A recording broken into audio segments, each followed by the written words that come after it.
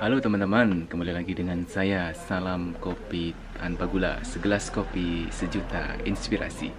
Oke, di depan teman-teman sudah ada bonsai kelapa ya. Ini usianya sekitar 1,5 tahun. Jadi ini akar dengan konsep mengelilingi batok ya. Ini dengan tujuan juga agar saat batoknya terlepas, biasanya di usia 1,5 tahun itu batoknya pasti terlepas karena nutrisi sudah habis. Jadi dia masih bisa dicengkram oleh akarnya. Jadi dia akan masih tetap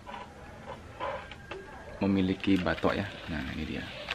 Jadi untuk daun ini ada 9 daun sama yang baru ya teman-teman ya. Jadi walaupun dalam kondisi daun yang banyak seperti ini, kita masih bisa membuat bonsai kelapa yang mempunyai daun yang kerdil ya. Biasanya di daun ketujuh itu sudah mulai sulit untuk mendapatkan daun yang kecil. Tapi di sini saya masih bisa, teman-teman masih bisa melihat daunnya masih kecil-kecil ya.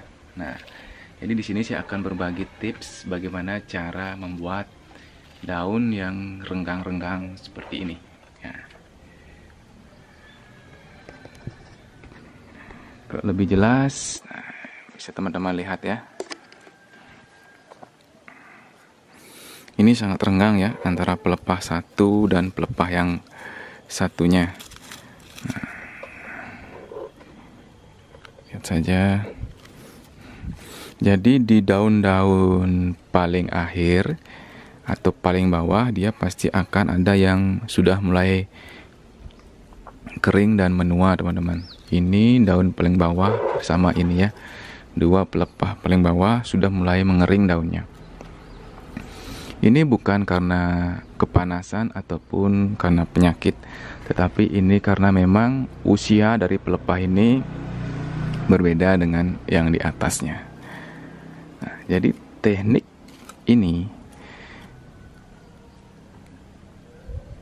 yang harus teman-teman lakukan adalah teknik sayat pelepah.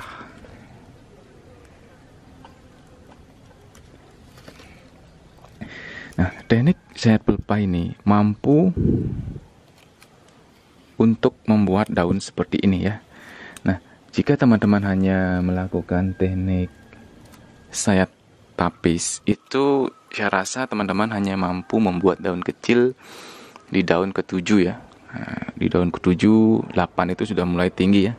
Sedangkan dengan teknik sayat tapis, teman-teman bisa ciptakan daun seperti ini. Nah, jadi tidak hanya tapis aja yang dibuang, tapi sedikit dari bagian pelepahnya. Nah, ini contohnya ya. Ini kan sudah kita buang, jadi kita buang lagi agar pelepah ini bisa lebih mekar. Nah, jadi terus berproses teman-teman. Awalnya bisa sedikit, lalu sudah tumbuh lagi, kita lagi sayat.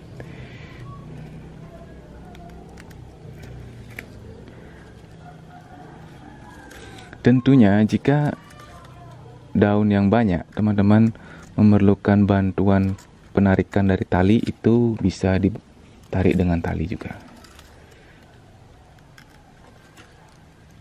Ini dia.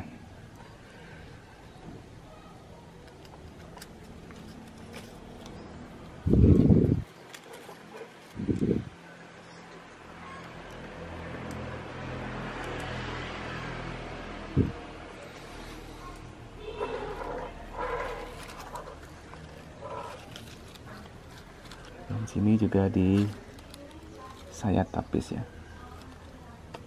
Nah, tentunya dengan tapis yang banyak seperti ini atau dengan pelepah yang banyak seperti ini memiliki kesulitan tersendiri ya. Berbeda dengan bonsai-bonsai kelapa yang hanya memiliki beberapa daun,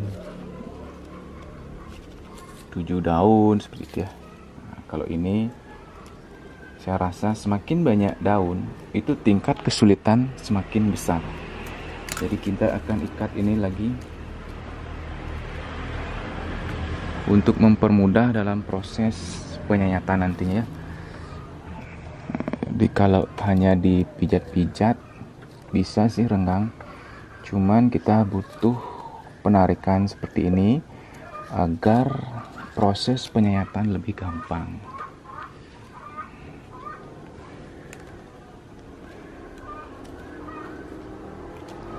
Nah, sudah melengkung dia ya.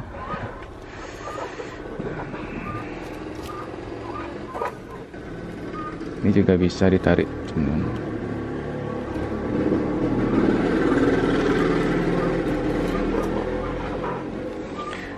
Nah, ini untuk daun kesemelan dia tetap kecil ya. Nah, karena kita masih bisa menjangkau tapis bagian dalam. Biasanya jika jumlah daun yang banyak, itu kita kesulitan dalam penyayatan, sehingga tapis bagian dalam tidak tersayat, sehingga daun terakhir ini akan tumbuh tinggi. Jadi ini sudah mulai kita sayat tapis lagi.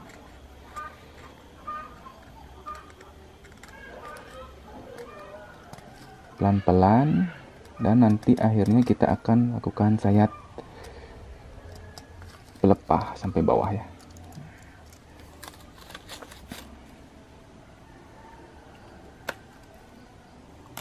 Nah, seperti ini.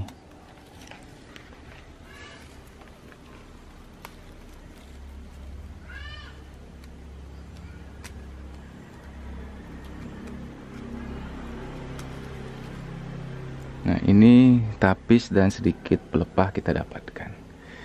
Sehingga daun ini dia tidak akan tumbuh menjulang, dia akan kemper ke samping. Otomatis tunas baru ini akan ke samping juga. Nah, untuk tunas baru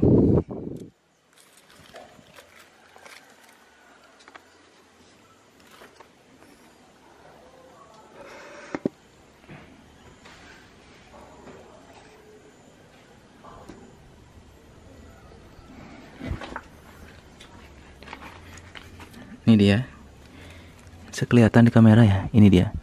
Yang putih ini masih kita bisa jangkau dengan sangat mudah ya.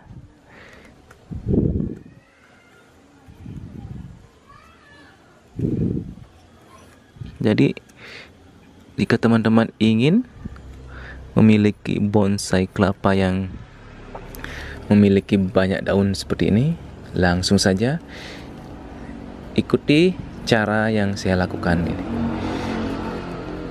Nah, untuk bagian terakhir ini teman-teman harus ekstra hati-hati ya. Kalau lengah sedikit, kita bisa mengulang dari nol. Ini bisa patah teman-teman. Jadi saya juga masih rentan potel ya. Walaupun sudah sering mengambil hal-hal seperti ini, masih tetap bisa melakukan kesalahan. Jadi intinya bersabar teman-teman.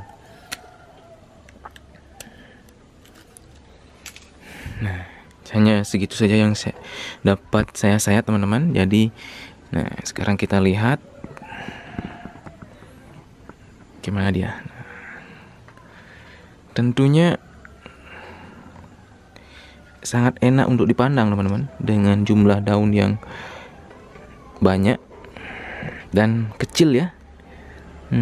Target saya sih kalau bisa semua sekecil ini, namun pertumbuhannya cukup subur ya. Ada yang lost ya, ada yang kecil ya. Jadi tentunya untuk bagian atas masih aman. Oke, selamat mencoba. Semoga terinspirasi. Salam kopi tanpa gula. Jangan lupa di subscribe dan di share ke teman-teman yang lain agar teman-teman kalian tahu bagaimana cara membuat bonsai kelapa. Terima kasih.